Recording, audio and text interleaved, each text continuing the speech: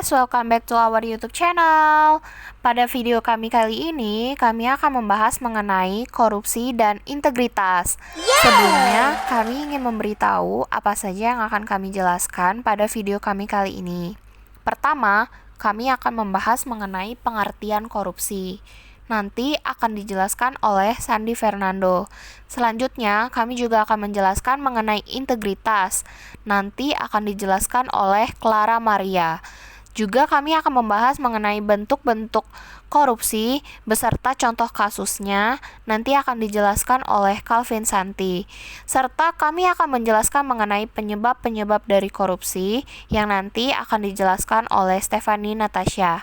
Sekian perkenalan singkat dari kami. Enjoy the video. Pertama adalah pengertian korupsi. Apa itu korupsi? Secara harfiah, korupsi dalam bahasa Latin disebut dengan corruptio yang artinya busuk. Menurut ahli Robert Klingard, korupsi adalah suatu tingkah laku yang menyimpang dari tugas-tugas resmi jabatannya dalam suatu negara, di mana untuk memperoleh keuntungan status atau uang yang menyangkut diri pribadi atau perorangan, keluarga dekat, kelompok sendiri, atau dengan melanggar aturan pelaksanaan yang menyangkut tingkah laku pribadi. Secara yuridis, definisi korupsi tertulis dalam Undang-Undang Nomor 31 Tahun 1999 dan Undang-Undang Nomor 20 Tahun 2001 yang berbunyi, setiap orang yang dengan sengaja dengan melawan hukum untuk melakukan perbuatan dengan tujuan memperkaya diri sendiri atau orang lain atau korporasi yang mengakibatkan kerugian keuangan negara atau perekonomian suatu negara. Pengertian korupsi secara umum. Korupsi adalah tindakan yang dilakukan oleh pejabat publik di mana mereka menyalahgunakan kepercayaan publik yang dikuasakan kepada mereka untuk mendapatkan keuntungan sepihak.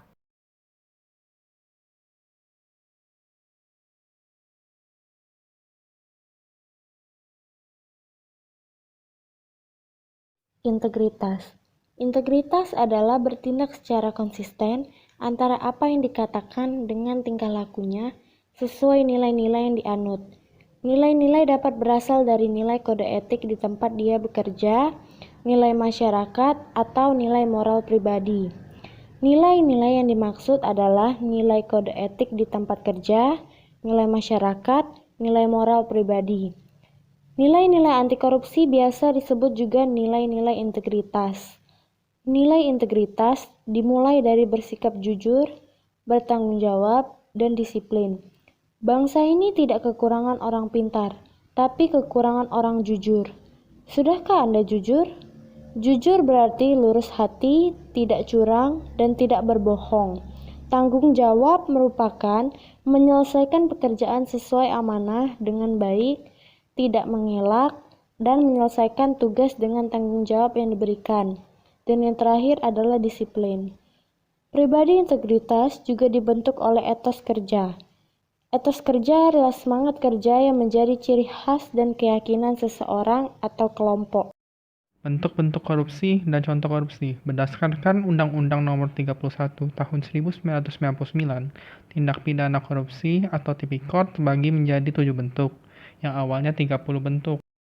7 bentuk tipikor. 1. Penyalahgunaan wewenang sehingga merugikan keuangan negara.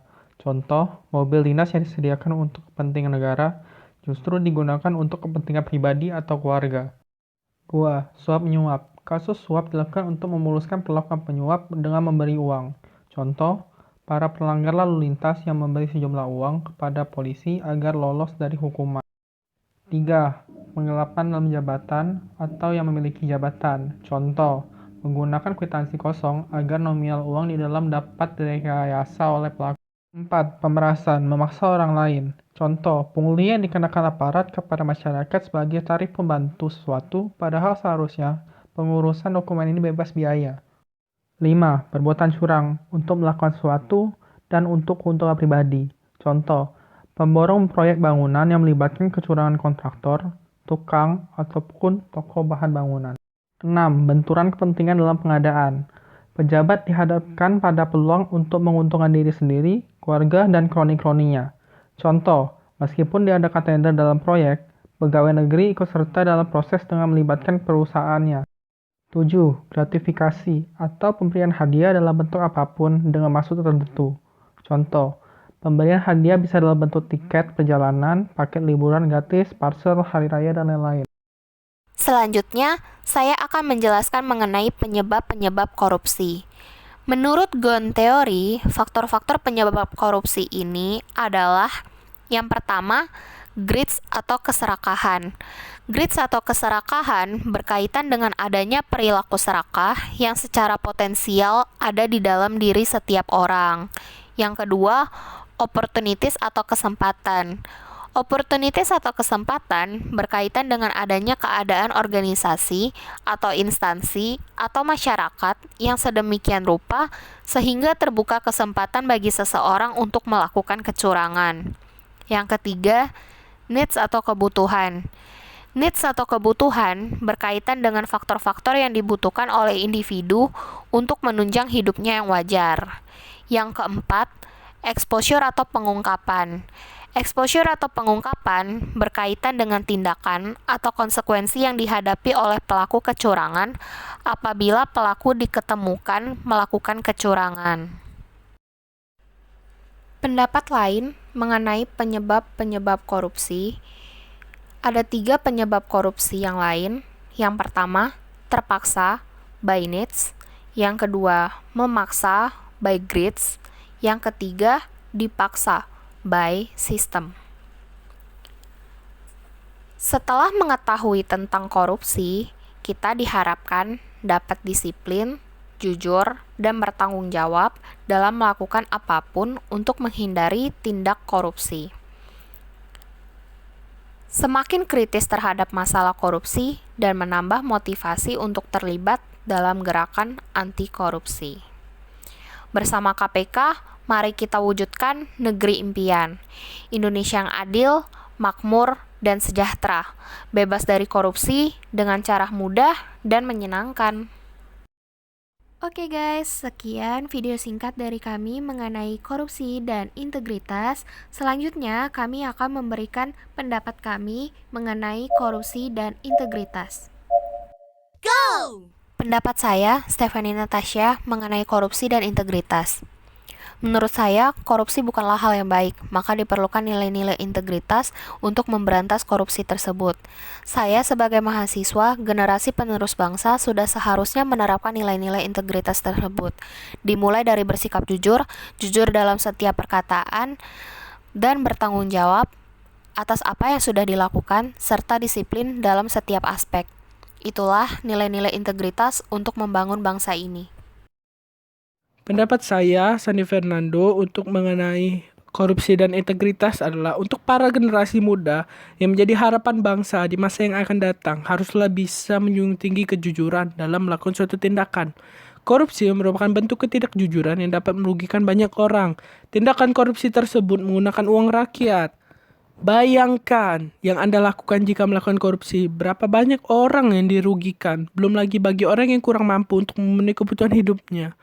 Maka dari itu kita harus meningkatkan rasa kejujuran dalam diri kita masing-masing agar negara kita menjadi negara yang lebih merata dalam perekonomian. Pendapat saya tentang korupsi. Sebaiknya para pelaku korupsi ditindak secara hukum, tidak boleh pilih kasih baik itu pejabat maupun masyarakat kecil. Jadi korupsi yang terjadi di Indonesia benar-benar harus diberantas agar Indonesia bersih seutuhnya dari tindakan korupsi, agar kehidupan masyarakat Indonesia menjadi sejahtera dan damai. Pendapat saya, Clara, korupsi termasuk tindakan kriminal yang tidak patut dicontoh, terutama oleh generasi muda. Dikarenakan perilaku tersebut tidak hanya merugikan negara, namun juga dapat menimbulkan beban bagi masyarakat. Sangat bertentangan dengan prinsip integritas yang mengharuskan diri untuk menjadi pribadi yang jujur dan berkomitmen.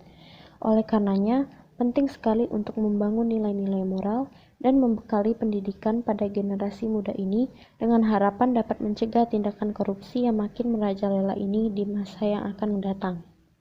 Oke guys, sekian video singkat dari kami mengenai korupsi dan integritas. Jangan lupa di like, comment, and subscribe. And thank you for watching. See you in next video.